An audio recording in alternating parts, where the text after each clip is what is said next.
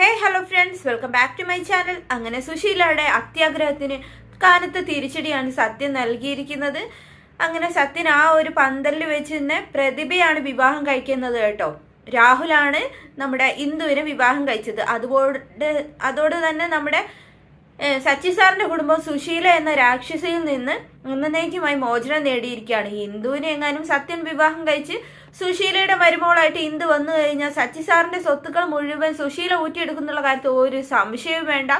അതുകൊണ്ട് തന്നെ സച്ചി സാറും കുടുംബവും അതിവിദഗ്ധമായിട്ട് തന്നെ ആ പ്ലാനിന് രക്ഷപ്പെട്ടിരിക്കുകയാണ്. നാട്ടുകാരുടെയും വീട്ടുകാരുടെയും കുടുംബക്കാരുടെയും എല്ലാവരുടെയും മുന്നിൽ നമ്മുടെ സുശീല നാണം കേട്ട് അവസാനം ആ പന്തലിൽ നിന്ന് ഇറങ്ങി പോവുകയാണ് കേട്ടോ. ഇങ്ങനൊരു വിവാഹത്തിന് താൻ ഒരിക്കലും സമ്മതിക്കില്ലെന്നും പറഞ്ഞിട്ട് സുശീല അവിടുന്ന് ബഹളം വെച്ച് തൻ്റെ കുഞ്ഞമ്മയും കൂട്ടി ഇറങ്ങാനൊക്കെ നോക്കുകയാണ് കേട്ടോ. അപ്പോൾ അനന്തമാഷ് പറഞ്ഞു, ഇതിപ്പോൾ സത്യന്റെ തീരുമാനമാണ്, അതിന് കൂടെ നിൽക്കുക എന്നല്ലാതെ മറ്റൊരു വഴിയുമില്ല. മറ്റെല്ലാ കാര്യങ്ങളും മറന്ന് അമ്മ എന്ന നിലയിൽ സത്യനെ അനുഗ്രഹിച്ച് ഈ വിവാഹം സുശീല നടത്തി കൊടുക്കണമെന്നാണ് ഇവിടെയുള്ള എല്ലാവരെയും പോലെ ഞാനും ആഗ്രഹിക്കുന്നതെന്ന് അനന്തമാഷ് പറയാൻ കേട്ടോ. ഇത്രയും നേരം ഇതെല്ലാം ഒപ്പിച്ചത് നിങ്ങളെല്ലാവരും കൂടിയല്ലേ, ഇനി നിങ്ങളെല്ലാവരും കൂടി അവന്റെ വിവാഹം കൂടി അങ്ങ് നടത്തി കൊടുത്തേക്ക്. എനിക്കിങ്ങനെ ഒരു മകനില്ല എന്ന് പറഞ്ഞിട്ട് സുശീല അവിടുന്ന് വാടാന്ന് പറഞ്ഞിട്ട് ഇന്ദ്രന്റെ കൈയും പിടിച്ച് വലിച്ചങ്ങോട്ട് പോകാൻ നോക്കുക. പക്ഷെ ഇന്ദ്രൻ ആ കൈക്കിട്ട് ഒരു തള്ളങ്ങ് കൊടുക്കുകയാണ് കേട്ടോ. അതോടുകൂടി സുശീല ആകെ ഷോക്കായി പോവുകയാണ്. ഇന്ദ്രൻ കൂടി തന്നെ ഇങ്ങനെ തള്ളി പറയുന്നു സുശീല വിചാരിച്ചില്ല. പിന്നെ മറ്റൊന്നും നോക്കിയില്ല, കിട്ടിയ ആ കൊച്ചമ്മയും ചെറിയമ്മയും ഉണ്ടല്ലോ, അവരെയും കൂടി സ്ഥലം അങ്ങ് വിടുകയാണ് കേട്ടോ.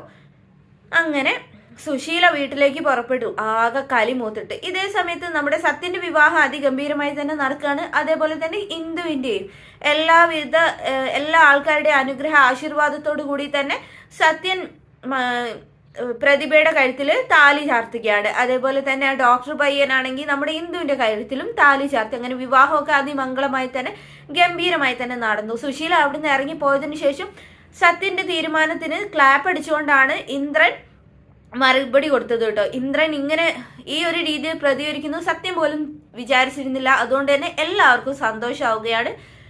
അങ്ങനെ വിവാഹത്തിന് ശേഷം പിന്നീട് നമ്മുടെ പ്രതിഭയെയും കൂട്ടിയിട്ട് സത്യൻ വീട്ടിലേക്ക് പുറപ്പെടുകയാണ്. ഭാനുമ്മയുണ്ട് കൂടെ, അതേപോലെ തന്നെ ശ്യാമും സോനിയും എല്ലാവരും ഉണ്ട്. ഇതേ സമയത്ത് അനുപമയാണ് അകത്ത് കയറിയിട്ട് നിലവിളക്കൊക്കെ എടുത്ത് കത്തിച്ച് വന്നത് കേട്ടോ. എന്നിട്ട് പ്രതിഭയെ അകത്തേക്ക് ആനയിക്കാൻ വേണ്ടിയിട്ട് വിളക്കൊക്കെ കൊടുത്ത് സ്വീകരിക്കണമല്ലോ. അങ്ങനെ സുശീലയൊന്നും അവിടെ കണ്ടില്ലായിരുന്നു. അതുകൊണ്ട് ആനും എന്നെ വിളക്കെല്ലാം കത്തിച്ചിട്ട് വാ വലതുകാല് വെച്ച് കയറി വാ എന്നൊക്കെ പറഞ്ഞ് പ്രതിഭയുടെ അടുത്തേക്ക് പോകുന്ന സമയത്താണ് നിക്കടി അവിടെ എന്ന് പറഞ്ഞിട്ട് നമ്മുടെ സുശീല വരുന്നത് കേട്ടോ. സുശീലയെ കണ്ടതും നമ്മുടെ ഭാനു പറഞ്ഞു, സുശീലേ നീ എവിടെയായിരുന്നു സുശീല എന്നൊക്കെ ചോദിക്കാൻ കേട്ടോ. ഞാൻ എവിടെയായിരുന്നു? ഞാൻ ഇവിടെയൊക്കെ തന്നെ ഉണ്ടായിരുന്നു. എല്ലാവരുടെയും ഉദ്ദേശം നടന്നല്ലോ. നീ ആരാടി എന്റെ മരുമകളെ ഈ വീട്ടിലേക്ക് ആനയിക്കാന്ന് ചോദിക്കാൻ കേട്ടോ. അപ്പോൾ അയ്യോ അമ്മ ഇവിടെ കാണാത്തോണ്ടാ ഞാൻ.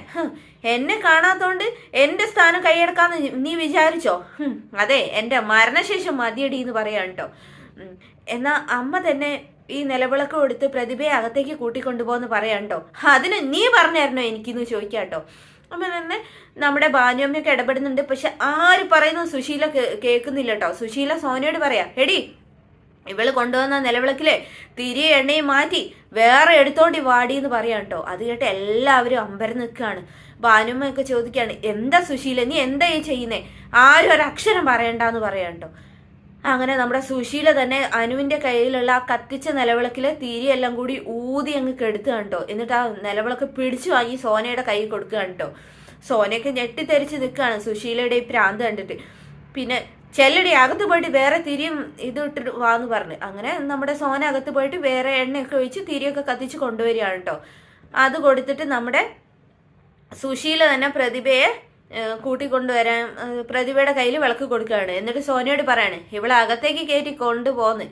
അപ്പോഴേ അനുപമ പുറത്ത് നിൽക്കാൻ കേട്ടോ. ഇനി നിന്റെ കാര്യം ഇപ്പം ഇറങ്ങടി ഈ വീട്ടിൽ നിന്ന് പറഞ്ഞിട്ടോ. അത് കേട്ടതും ഇന്ദ്രനും അനുപമയും സത്യനും എല്ലാവരും തന്നെ ഞെട്ടിത്തെറിച്ചിരിക്കുക. അമ്മേ അത് നീ ഇനി ഒരു അക്ഷരം പറയരുത്. നിന്റെ ഇഷ്ടം പോലെ ഒരു പെണ്ണിനെ താലി കെട്ടി ഇങ്ങോട്ട് കൊണ്ടുവന്നില്ലേ? അതുകൊണ്ട് ഇനി ഇവളുടെ ആവശ്യം ഇവിടെ ഇല്ല. ഇവളിനി ഈ പടിക്ക് പുറത്താണ്. നിന്റെ ഭാര്യ അകത്തേക്ക് കയറണമെങ്കിലേ ഇവള് പുറത്തേക്ക് പോകണമെന്ന് പറയാം കേട്ടോ. അത് കേട്ട് അനുപമയും ഇന്ദ്രനും എല്ലാം ഞെട്ടിത്തെറിച്ചിരിക്കുക. ഇന്ദ്രൻ പെട്ടെന്ന് ചോദിക്കുക, അമ്മയ്ക്ക് അങ്ങനെ അനുവിനെ പുറത്താക്കാൻ പറ്റില്ല, അവൾ എന്റെ ഭാര്യ.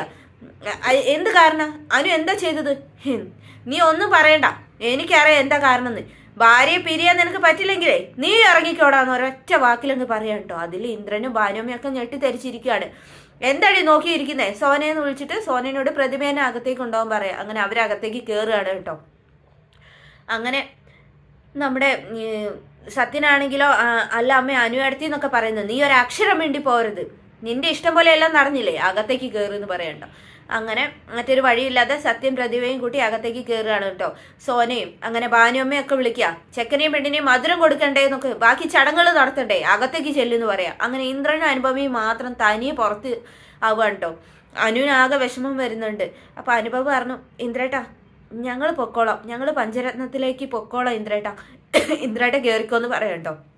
പക്ഷെ ഇന്ദ്രൻ പറഞ്ഞു, ഇല്ല അനു, ഇവിടുന്ന് നമ്മൾ പോകുന്നുണ്ടെങ്കിൽ അകത്തേക്കാണെങ്കിലും ഒരുമിച്ച് പുറത്തേക്കാണെങ്കിലും ഒരുമിച്ചെന്ന് പറയാം കേട്ടോ.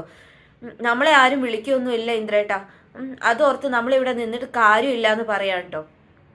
അങ്ങനെ കുറച്ചു നേരം കൂടി അവരവിടെ നിൽക്കുന്നുണ്ട് കേട്ടോ. ഇതേ സമയം അകത്ത് വെച്ച് നമ്മുടെ സത്യനും മനീഷയ്ക്കും പ്രതിഭയ്ക്കും മധുരമൊക്കെ കൊടുക്കാനുള്ള ചടങ്ങൊക്കെ ഏൽപ്പിക്കുകയാണ് കേട്ടോ നമ്മുടെ സോനേനെയും അതേപോലെ തന്നെ ഭാനുമ്മേനെയും. സുശീലയാണെങ്കിലോ ഇനി ഒരിക്കലും അനുപമേനെ ഇങ്ങോട്ട് കയറ്റി വിടൂല. സുശീല പറയുന്നതായിട്ട് അനുപമയാണ് ഈ കല്യാണം മുടക്കിയെന്ന് തോന്നുന്നു. അതുപോലെയാണ് വിരളി പിടിച്ച് നടക്കുന്നത് കേട്ടോ. അങ്ങനെ എന്തായാലും സുശീല ഇങ്ങനെ ദേഷ്യപ്പെട്ട് നിൽക്കുകയാണ്. സുശീലെ, നീ അവരെ ഇങ്ങോട്ട് വിളിക്ക്, അകത്തേക്ക് വിളിക്ക്, ഈ ചടങ്ങെങ്കിലും നടത്ത്, ഇന്ദ്രനെ വേണമെങ്കിൽ വിളിച്ചോ, അല്ലാതെ അവളിനി ഈ പടി കയറിയതെന്ന് പറയാം കേട്ടോ. അപ്പൊ സത്യനും പറഞ്ഞു, അമ്മ എന്തൊക്കെയാ ഈ ചെയ്യുന്നേ ഏടത്തി? അങ്ങനെ കുറെ കാര്യങ്ങളൊക്കെ എൻ്റെ ഭാനുമ്മയൊക്കെ പറഞ്ഞപ്പോൾ ഇന്ദ്രനോട് ഇറങ്ങിപ്പോകാൻ പറഞ്ഞതിലൊക്കെ സുശീലയ്ക്ക് ചെറിയൊരു മനസ്താപം തോന്നുക കേട്ടോ. നിങ്ങൾ ചെന്ന് അവരെ വിളിക്കിന്ന് പറയാം കേട്ടോ ഭാനുമ്മേനോട്. തൽക്കാലം ഈ മധുരമൊക്കെ കൊടുത്തിട്ട് അനുവിനെ തഞ്ചത്തിൽ പറഞ്ഞയക്കാം, ഇന്ദ്രനെ ഇവിടെ പിടിച്ചു വെക്കാന്നുള്ളൊരു പ്ലാൻ ആയിരുന്നു നമ്മുടെ സുശീലയ്ക്ക്. അങ്ങനെ ഭാനുമ്മ സുശീല പറഞ്ഞത് കേട്ട് ഉമ്മറത്ത് നിന്ന് നോക്കുമ്പോൾ അവിടെ ഇന്ദ്രന്റെയും അനുവിന്റെയും പൊടി പോലും കാണുന്നില്ല കേട്ടോ. അവര് നടക്കാൻ തുടങ്ങിയിരുന്നു. ഇന്ദ്രേട്ടാ നമ്മളിത് എങ്ങോട്ടാ പോകുന്നത്? അപ്പോൾ നിന്നെ ഞാൻ പഞ്ചരത്നത്തിലാക്കാം അനു. എന്നിട്ടോ ഇന്ദ്രേട്ടൻ ഇവിടെ വീട്ടിലേക്ക് വരുമോ? ഇല്ല, ഞാൻ ഇങ്ങോട്ട് വരില്ല. അങ്ങനെയാണെങ്കിൽ പിന്നെ ഇന്ദ്രേട്ടൻ പഞ്ചരത്നത്തിൽ നിൽക്കുമോ? അത് ശരിയാവില്ലല്ലോ അനു എന്ന് പറയാം കേട്ടോ. അങ്ങനെയാണെങ്കിൽ അത് വേണ്ട, ഇനി നമ്മൾ ഇന്ന് പുതിയൊരു ജീവിതം തുടങ്ങണം, ഇല്ലെങ്കിൽ പിന്നെ നമുക്ക് ഒരിക്കലും ഒരുമിച്ച് ജീവിക്കാൻ പറ്റുന്ന എനിക്ക് തോന്നിയില്ല ഇന്ദ്രേട്ടാ എന്ന് അനുപമ പറയാം കേട്ടോ. നീ എന്താ അനു പറഞ്ഞു വരുന്നേ? ഇന്ന് നമുക്ക് തൽക്കാലം ലോഡ്ജിലോ ഏതെങ്കിലും ഹോട്ടലിലോ റൂം എടുക്കാം, നാളെ ഒരു ദിവസം കൊണ്ട് ഇന്ദ്രേട്ടൻ വിചാരിച്ച ഒരു വാടക വീട് കണ്ടുപിടിക്കാൻ കഴിയില്ല എന്ന് ചോദിക്കാം കേട്ടോ. അപ്പോൾ ഇന്ദ്രൻ ശരി അനു, നമുക്ക് അങ്ങനെ തന്നെ ചെയ്യാന്നൊക്കെ വിചാരിക്കാം കേട്ടോ. അങ്ങനെ എന്തായാലും ഉമ്മറത്ത് വന്ന് നോക്കിയപ്പോൾ അനുപമയും ഇന്ദ്രനും സ്ഥലം വിട്ടെന്ന് കണ്ടിട്ട് നമ്മുടെ സുശീല ആകെ അന്തം വിട്ട് പോയിട്ടോ. ഭാനുമ്മ പറഞ്ഞു കേട്ടിട്ട് സുശീലയ്ക്ക് ഇങ്ങനെ തന്നെ ഒരു തിരിച്ചടി കിട്ടണം. അങ്ങനെ നമ്മുടെ ഇന്ദ്രനും അനു ആണെങ്കിലോ പെട്ടെന്നാണ് ഇന്ദ്രനൊരു ഓർമ്മ വരുന്നത്, നമ്മുടെ ശ്യാമിനും സോനയ്ക്കും താമസിക്കാൻ വേണ്ടി ഒരു വാടക വീട് എടുത്തിരുന്നല്ലോ, അങ്ങനെ അവിടേക്ക് പോവാണ്. അവിടെ എത്തിയപ്പോൾ അതിന്റെ താക്കോലൊന്നും അവിടെ ഇല്ലല്ലോ. അങ്ങനെ നമ്മുടെ താക്കോലിനൊക്കെ വേണ്ടിയിട്ട് ദാസ് സാറിന്റെ സഹായം ഉണ്ടല്ലോ, വിജയേട്ടൻ, അങ്ങനെ വിജയേട്ടനെ വിളിക്കുകയാണ്.